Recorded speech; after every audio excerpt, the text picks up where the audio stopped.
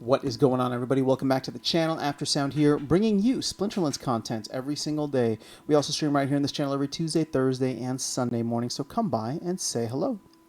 All right, guys, I know this is probably going to get a lot of interesting feedback from you all, but I wanted to talk about Untamed specifically because when I'm looking at like the future of the game for me, for example, and I think for many players, one of the biggest question marks is how much am I going to spend on future sets, right? Like Rebellion, I've already been holding off, and we'll see how that plays out.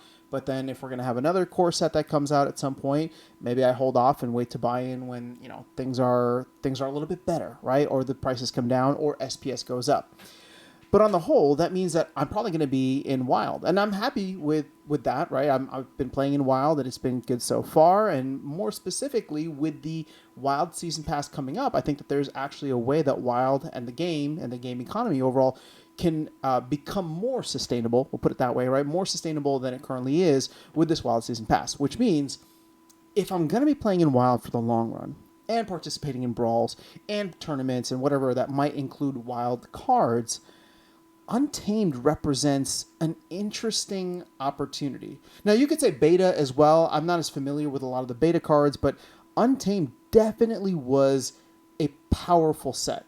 Now, not every card in Untamed is, super, but at the prices that we're seeing now, a part of me is looking at this. And keep in mind, this is not financial advice. This is not investment advice. This is purely game advice. And sorry, it's not even game advice. This is just me thinking out loud in terms of like how I would like to spend dollars in the game moving forward, right? I could drop a couple grand on Rebellion and try to, duke it out in Modern. Or if Wild becomes significantly better because a lot of the low-level bots are gone, the competition actually goes up, but the rewards go up. Well, getting some of the cards that will always be in Wild, aka beta and Untamed and alpha, of course, that could actually be a huge opportunity right now to be competitive in the long run. Because, and the reason I'm saying this is because like this is all that's available for Untamed.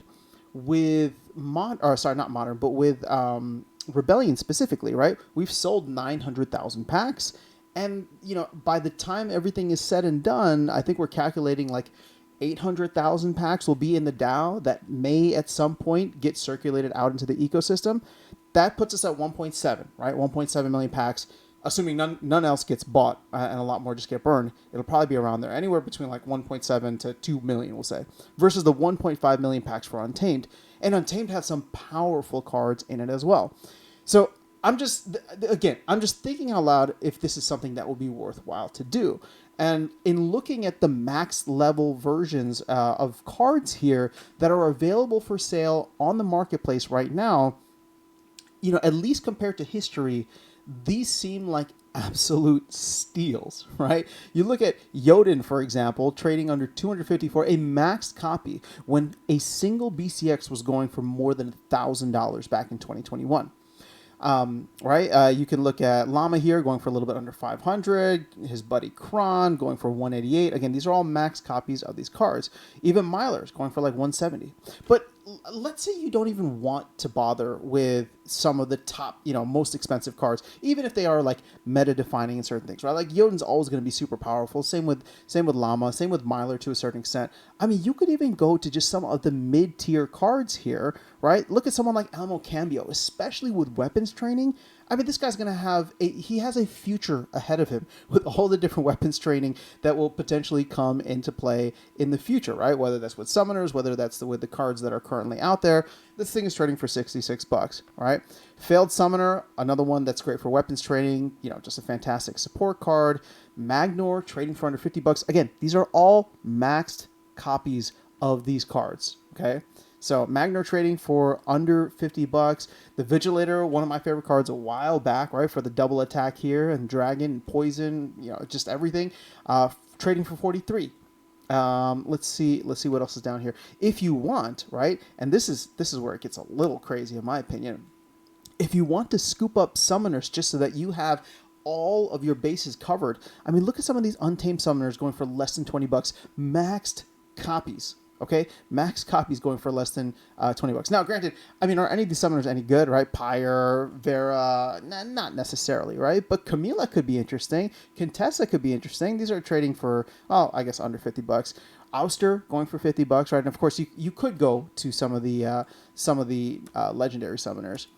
But let's just explore a little bit further down, right? You get down into some of the commons and rares. In fact, let me highlight those. Well, sorry, let's not do that. Let's just focus on cards that would be under $10, right? Or we'll say like in the $10 to $15 range. Nightmare, another fantastic card that gets phase. You put him with someone like Astral Entity, and again, it's just it gets super fun, right? There's a lot of interesting combos here that could potentially be game changing, meta. I don't want to say meta breaking or meta defining, but like they will be exactly what you need in the future in Wild. And what I mean by that is, as the game goes even more niche, right, where they want it so that every card has a specific use case in a specific rule set. Therefore, the wider your collection, the more options you have.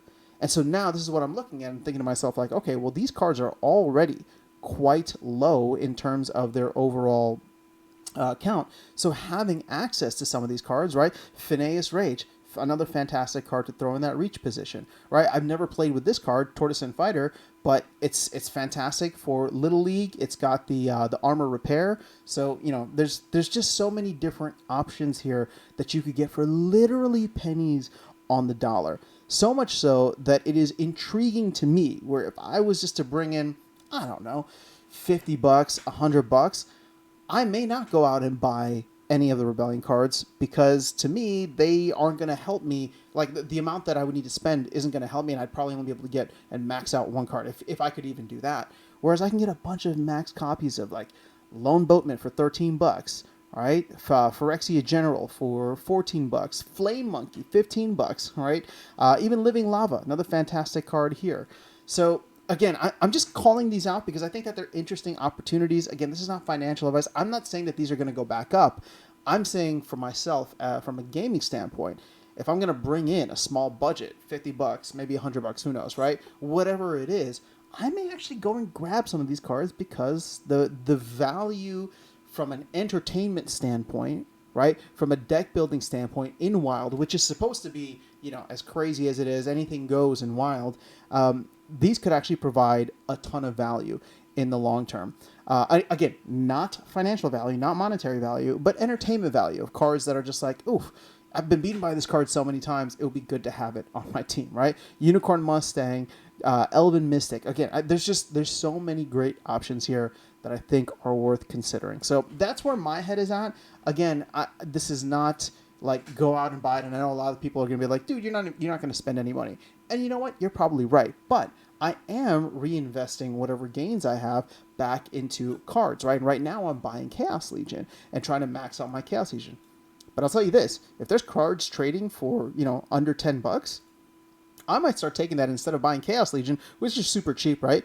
I might start buying some of these other cards and, at least at the bottom of the barrel, and just filling out the rest of my deck and not worrying about Modern. I mean, sure, I'll play in Modern whenever I can with whatever I have, but in the long run, Wild will always be something that I can participate in, and I'll gladly pay the DEC fee or the voucher fee for the season permit in order to participate in there, because I think it's going to grow into something awesome. I'll save that for a separate video, but that's just where my head is at. Again, I'm only looking at Untamed. You could probably do this with beta as well, but I'm not as familiar with a lot of the beta cards, and I think the power creep from beta to Untamed was quite significant. But hell, I mean, you could go in and see where a lot of the cards are at now. I mean, even if we just look at summoners real quick, out of curiosity. Now, the thing is, I think beta cards will probably hold value a little bit better than Untamed because they'll have that value on land, right? And you can even see a lot of the legendary summoners are still trading up over $200 right now, right?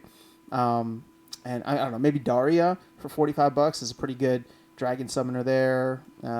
Maybe you can get some of these like no ability 2-mana summoners. Let's see some of the units just out of curiosity. Yeah, see these are a little overpriced in my opinion. I mean, sure, it'd be awesome to get like a gold dragon or a red dragon or something like that, but or maybe even like Lord Arianthus for $68, $70, whatever it is. Ruler of the Seas for 73. So sure, again, it's not Untamed, but it's just like anything in Wild right now that could have an interesting opportunity for your future gameplay enjoyment. But that is all I have in this video. Let me know your thoughts in the comments below. Otherwise, I'll catch you all in the next one and see you around the game. Take care.